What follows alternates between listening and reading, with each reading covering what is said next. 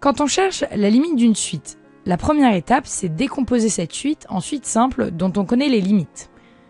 Si on identifie un terme qui n'a pas de limite, comme cosinus n, sinus n, moins 1 puissance n ou encore autre chose, dans ce cas, la méthode à appliquer consiste à encadrer ce terme qui n'a pas de limite, puis à faire apparaître un à l'aide d'opérations simples. Par exemple, on peut commencer par cosinus n compris entre moins 1 et 1, sinus n compris entre moins 1 et 1, moins 1 puissance n compris entre moins 1 et 1, ou encore n'importe quel autre encadrement adapté du terme qui n'a pas de limite. Et l'objectif, c'est d'arriver à la fin à un compris entre une expression an et une expression bn. Enfin, il ne nous reste plus qu'à conclure grâce au théorème du cours.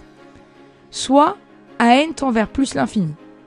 Dans ce cas-là, comme on a un supérieur à an, le cours nous dit que la limite de un, c'est plus l'infini. Soit on a bn qui tend vers moins l'infini.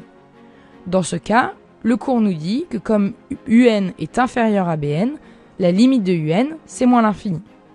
Soit, dernier cas, la limite de an égale la limite de bn égale L, un réel, et donc, comme un est compris entre an et bn, le théorème des gendarmes nous permet de conclure que un tend également vers L.